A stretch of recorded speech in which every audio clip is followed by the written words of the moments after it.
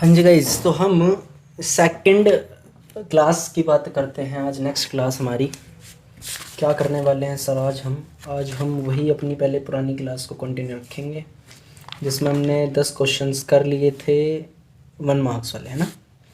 1 mark के जो चल रहे हैं हमारे MCQs कह लो, 1 वर्ड कह लो, ये सब हमने कर लिए थे 10 क्वेश्चन तक। आज क्वेश्चन नंबर 11 से हमें स्टार्ट करना है और 20 तक हमें जाना है कम से कम। बेसिकली इसमें 2-3 क्वेश्चन और रह रहे हैं पार्ट ए में, 1-2-3 क्वेश्चन और रह रहे हैं बस 13 तक। उसके बाद में 14 जो क्वेश्चन नंबर है उसमें आपको वो 3 मार्क्स का है, तो हम ये नहीं करेंगे। हम डायरेक्टली जाएंगे पार्ट बी पर जो कि आपका फाइनेंस का होता है, और उस फाइनेंशियल स्टेटमेंट में हम एक एक नंबर वाले जितने भी क्वेश्चन हैं उनको ख़त्म करेंगे। ठीक है, चलिए स्टार्ट करते हैं बिना किसी टाइम को ख़राब करे, वेस्टेज बिल्कुल भी नहीं करते। प्रोडक्टिव टाइम बिल्कुल मैं आपका लेता हूँ यहाँ पे, अनप्रोडक्टिव टाइम में बिल्कुल नहीं लेता। आप लोगों ने यहाँ मेरी वीडियोस में देखा भी होगा। चलिए, वीडियो अगर अच्छी लग रही हो, हेल्पफुल लग रही हो, तो वीडियो को लाइक करना ना भूले बिल्कुल भी, और कमेंट करके बताया करो कि हाँ जी सर ये पार्ट वीडियो का सबसे बेस्ट था। चलिए स्टार्ट करते हैं। चलो क्वेश्चन नंबर 11 की बात करते हैं। थोड़ी सी ब्राइटनेस मेरे को कम लग रही है, लाइट आज अब ठीक है, और बढ़ा लेते हैं थोड़ी सी बस। चलो क्वेश्चन नंबर 11 क्या कह रहा है? In the case of retirement के केस में फुल और part of the amount payable to the retiring partner still remains to be paid. अगर फुल अमाउंट या हमारा पार्ट अमाउंट जो कि हमें रिटायरिंग पार्टनर को देना था, अगर वो रह जाता है पेड करने से, पेड नहीं करा है, and there is no agreement among the partners, then retiring partners will get. क्या करेंगे रिटायरिंग पार्टनर्स उस केस में? यानी कि अगर कोई एग्रीमेंट नहीं है, कोई बंदा जा रहा है और उसका अमाउंट जो उसे देना चाहिए हमें, जो भी निकल करके आ रहा है आफ्टर ऑल एडजस्टमेंट, तो वो किस तरीके से अब रखा जाएगा? उन्होंने कुछ पॉइंट्स दे, उन्हें पढ़ लेते हैं। Interest at the rate 6% per annum on the balance amount. जितना उसका बैलेंस रह गया, क्या उस पर आप पर एनम 6% का इंटरेस्ट दोगे? Second option, share of profit earn proportionate to his amount outstanding to the total capital of the firm. जितना पोर्शन उसकी कैपिटल का बचा है और उससे जितना प्रॉफिट कमाया है, क्या आप उस प्रॉफिट को उसे दोगे? Third option, interest at the rate 9% per annum on the balance amount. आप उसे बैलेंस अमाउंट का 9% दोगे? ये बता दो जरा, उन्होंने ये पूछा है आपसे। तो भाई 9% तो कहीं से कहीं तक आता ही नहीं है, मैंने यहाँ पर कट लगा रखा है, आप लोग देख सकते हो। तो सर 9% वाला नहीं हो सकता, 6% दे सकते हैं, और क्योंकि एग्रीमेंट नहीं है तो ये दोनों ऑप्शन हमारे ठीक हैं। फर्स्ट और सेकंड में से हम कुछ भी कर सकते हैं। तो हमें क्वेश्चन नंबर के आंसर नंबर जाना होगा डी पे। इन्होंने ऑप्शन बताया विच out of the following is correct. ठीक है, 1 2 3 4 जो भी है आपका ABCD में से लगा लो। Have a choice to get either 1 और 2। इन दोनों में से जो पहले वाले थे, उन दोनों में से जो भी दोनों में से आपको सुटेबल लगे, आप उसमें से एक चूज कर सकते हैं। आगे आइए, वोट या डैश दिया हुआ है, capital accounts always shows a credit balance. तो कौन सा कैपिटल अकाउंट्स है जो कि ऑलवेज क्रेडिट बैलेंस शो करता है? तो ध्यान रखना, फिक्स कैपिटल मेथड से जब हम अकाउंट बनाते हैं, थोड़ा सा उधर करते हैं इसे कैमरे को। क्वेश्चन नंबर 12 में क्या कह रहा है? ये कैपिटल अकाउंट्स के बारे में कह रहा है। भाई कैपिटल अकाउंट्स बनाते हैं हम 2 तरीके से, कई मर्तबा मैंने बताया भी। एक तो फिक्स कैपिटल अकाउंट होता है आपका, और एक होता है बच्चे फ्लक्चुएटिंग कैपिटल अकाउंट। जब फिक्स कैपिटल बनता है तो सिर्फ इसमें बस एक हम कैपिटल अकाउंट बनाते हैं, और उस केस में ही ऑलवेज शो करता है ये क्रेडिट बैलेंस। इसका कभी भी नेगेटिव यानी कि डेबिट बैलेंस नहीं होगा। फ्लक्चुएटिंग में हम एक कैपिटल अकाउंट बनाते हैं और दूसरा हम एक करंट अकाउंट बनाते हैं। जो बच्चे मेरी वीडियोस देखते हैं, जिन्होंने मुझसे ट्यूशन लिया हुआ है, उनको सब पता है। करंट अकाउंट का डेबिट बैलेंस भी हो सकता है, क्रेडिट तो हो ही सकता है, डेबिट भी हो सकता है। कैपिटल अकाउंट का क्रेडिट रहता है बस किस केस में? फिक्स कैपिटल के केस में क्रेडिट बैलेंस का। तो सॉरी, कैपिटल अकाउंट के बैलेंस जो है वो क्रेडिट रहता है, ऑलवेज रहता है। तो आप यहाँ पर क्या लिख दोगे? फिक्स्ड। निकल लोगे, आगे बढ़ो। नेक्स्ट क्वेश्चन क्या रहा है? क्वेश्चन नंबर 13 में आपसे, when a company plans to redeem its debenture out of profits, it should transfer minimum what percentage of the face value of the outstanding debenture to the debenture redemption reserve DRR out of surplus available for payment of dividend. वो ये कह रहे हैं कि, पता है यार तुम्हें क्या कह रहे हैं वो सुनो, पूरा क्वेश्चन एक्सप्लेन नहीं कर रहा, बस मैं ये बता रहा हूँ आपको। जब हम DRR बनाते हैं तो उसमें हमें 2 चीज़ें चेक करनी होती हैं। पहला ये कि आउट ऑफ कैपिटल है या आउट ऑफ प्रॉफिट है। मतलब सर क्या कहना चाह रहे हो? जो आप डिवेंचर का रिडीम कर रहे हो, रिडेम्पशन कर रहे हो, वो आउट ऑफ कैपिटल कर रहे हो या out of profit? Out of profit के केस में 100% हमें बनाना होता है DRR, लेकिन आउट ऑफ कैपिटल के केस में हमें सिर्फ 25% का बनाना होता है हमें DRR। ठीक है, तो इस वाले क्वेश्चन का आंसर हो जाएगा 100% आपका। मैं कोशिश ये कर रहा हूँ कि आपको ना बिल्कुल जो एग्जाम में आया हुआ है अब कॉन्टेंट वो पढ़ाऊँ, ठीक है ना। यूट्यूब पे बहुत सारी वीडियोस हैं, सिर्फ मैं ही एक टीचर यहाँ पे आपको यूट्यूब पे नहीं मिलने वाला हूँ, बहुत सारे टीचर्स, बहुत सारी वीडियोस आपको मिलेंगी। बट जो लेटेस्ट चल रहा है कंटेंट, हमें वो उस पर ध्यान देना चाहिए। ये नहीं कि आप 5 साल पुरानी कोई वीडियो उठा लोगे, उसे शूट करी हुई है, वो किसी ने वो देखोगे तो उससे काम हो जाएगा, ऐसा नहीं होने वाला भाई।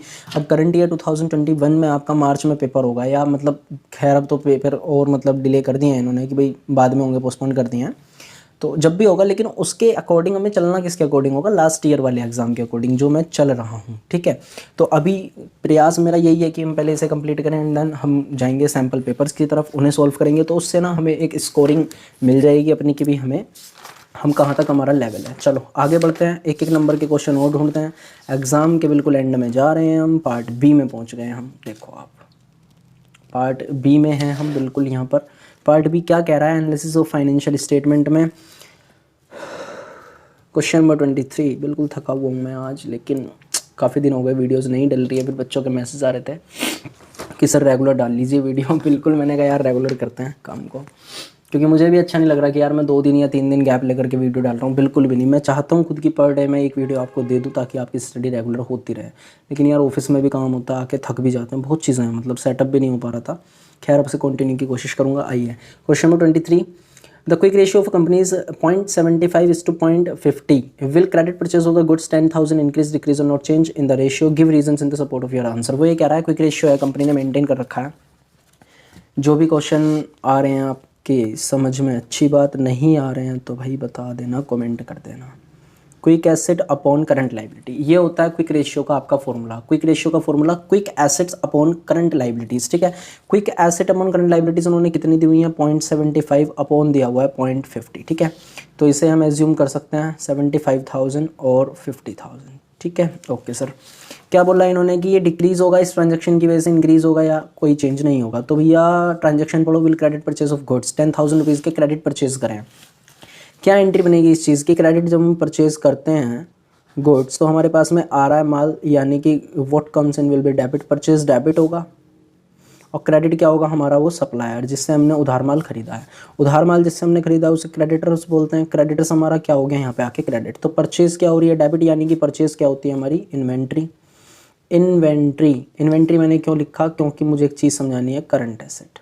करंट एसेट इसमें प्लस हुई आपकी, देख पा रहे होंगे आप, और क्रेडिटर्स की वजह से हमारी करंट लाइबिलिटी भी प्लस हुई। करंट एसेट तो प्लस हुई लेकिन क्विक एसेट प्लस नहीं हुई, क्योंकि क्विक एसेट में इन्वेंट्री नहीं आता। तो ध्यान से देखो भैया, आपका जो 75,000 था ये तो इतना ही रहने वाला है अब आफ्टर ट्रांजेक्शन भी, लेकिन जो 50,000 थे ये आपके ज़रूर चेंज होंगे ही होंगे, ठीक है। ये आपके 50,000 प्लस में 10,000 हो जाएंगे, तो ये हो जाएंगे आपके 60,000। ऐसा क्यों हुआ? ऐसा इसलिए हुआ क्योंकि करंट लाइबिलिटीज़ में प्लस हो गया, कितने से? 10,000 से। आगे होगा समझ में, नहीं भी आया होगा तो मुझे कमेंट कर देना, या मेरे को व्हाट्सअप नंबर आपको मिल ही जाता है आराम से, वहाँ पूछ लेना, ठीक है। मैंने वैसे एक्सप्लेन बिल्कुल नॉर्मल, बिल्कुल सिंपल तरीके से करा है, एंट्री बना करके कि भाई 10,000 से हमारा ये डेबिट होगा, 10,000 से हमारा क्रेडिट होगा, ठीक है ना। किसका कहाँ पर कैसे इफेक्ट होगा ये सब मैंने तुम्हें बता दिया। तो क्या होगा उससे? फिर सर ये तो बता दो, इंक्रीज होगा डिक्रीज होगा, भाई खुद देख लो ना। 1 2 3 0.75 अपॉन 60 अगर आप रखते हो तो मेरे हिसाब से डिक्रीज होगा। क्यों होगा? काट लेना आप इसे, काटापिटी करोगे आप इसे तो समझ में आएगा। 5 से काटें अगर हम इसे तो 1, और ये करीब 0.15 अपॉन 0.12, ठीक है।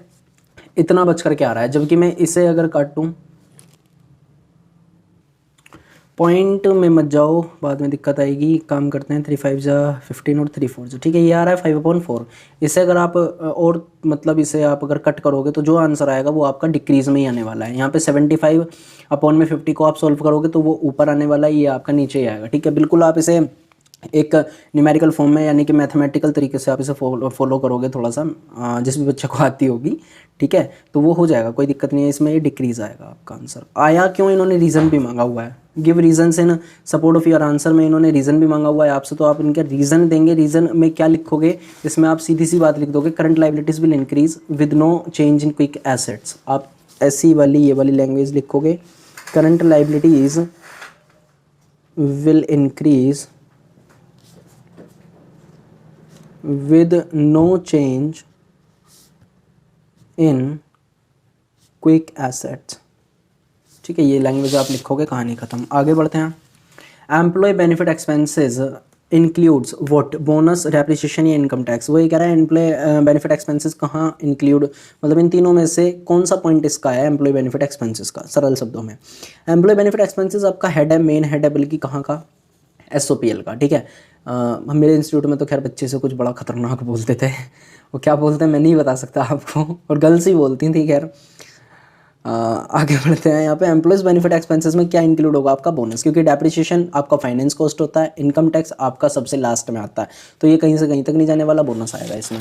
आगे बढ़ते हैं। क्वेश्चन नंबर 25 क्या कह रहा है, विच of the following is not a limitation of the financial analysis. ये मैं आपके ऊपर छोड़ता हूँ। 11th में आपने पढ़ा होगा एक विंडो ड्रेसिंग, सब्जेक्टिविटी है क्या है, इसमें से ऑप्शन आपको लगाना है। ये आपके फाइनेंस के चैप्टर नंबर 2 में से आया, कुछ टीचर्स बताते हैं वो नहीं आता है भाई, थ्योरी का क्वेश्चन आया हुआ रखा है, देख लो। इसी वजह से मैं बोलता हूँ कुछ मत छोड़ के जाओ। अगर अच्छा स्कोर करना है तो ध्यान रखो, सिलेबस तुम्हारा है, तुम सिलेबस के हो भाई, सब कुछ पढ़ना है। एग्जामिनर कहीं से कुछ भी दे सकता है, ठीक है। ये पूरा थ्योरी वाले चैप्टर में से है आपका। आगे आओ, क्वेश्चन नंबर 26 में मैं आपके ऊपर छोड़ूंगा, आप बताओगे इसका आंसर मुझे। Interest receive in cash flow, interest receive in cash from loans and advances considered as what activity while preparing cash flow statement. भाई इंटरेस्ट अगर रिसीव्ड हो रहा है तो सीधी सी बात है वो हमारा इन्वेस्टमेंट एक्टिविटी होगी। इन्वेस्टमेंट एक्टिविटी हमारी क्यों होगी, क्योंकि हमने ना कहीं पर कैश हो या अपना बैंक बैलेंस हो वो इन्वेस्ट कर रखा होगा, उस पर हमें इंटरेस्ट मिल रहा होगा। आपकी अगर ये वाली प्रॉब्लम मैं ख़त्म करने लग जाऊं तो इसके लिए एक पॉइंट है छोटा सा, उससे देख लेते हैं। इंटरेस्ट में ना दो चीज़ें हो सकती हैं, या तो इंटरेस्ट अगर रिसीव्ड होगा, ये चैप्टर में चले गए हम अपने कैश फ्लो स्टेटमेंट में। अब कैश फ्लो स्टेटमेंट क्या बोल रहा है कि अगर इंटरेस्ट रिसीव होता है तो उसका कुछ अलग एक्टिविटी होती है, लेकिन इंटरेस्ट अगर पेड होता है ना तो कुछ अलग एक्टिविटी होती है। सर कौन सी एक्टिविटी, इंटरेस्ट अगर रिसीव्ड होगा तो ध्यान रखना ये होगा आपका इन्वेस्टमेंट एक्टिविटी, लेकिन अगर इंटरेस्ट आपका पेड होने लग जाए तो ये हमारी होती है फाइनेंसिंग एक्टिविटी। अब क्यों, कहाँ, कब, कैसे होता है, ये सब कैश फ्लो स्टेटमेंट वाले चैप्टर की वीडियोस में आपको मिल जाएगा, जाइए और उन्हें देखिए अगर कॉन्सेप्ट समझना है तो, ठीक है। हम यहाँ एग्जाम को सॉल्व कर रहे हैं तो मैं हर चीज़ नहीं बता सकता आपको। क्वेश्चन नंबर 27 की बात करते हैं। Which of the following headings and sub headings calls in advance will be presented in the balance sheet of a company as per schedule 3 part 1 of the companies act 2013। यानी कि कौन सा head होगा और कौन सा सब हेड होगा, किस पॉइंट का, कॉल्स इन एडवांस का। तो कॉल्स इन एडवांस हमारी लाइबिलिटी हो गई, बिकॉज कुछ भी इनकम अगर हमें एडवांस में हो रही है तो वो हमारी लाइबिलिटी हो गई। और अगर वो हमारी लाइबिलिटी हो गई तो ध्यान से देखो, इसमें लाइबिलिटी वाला तो एक ही पॉइंट है, बाकी तीनों तो है ही नहीं।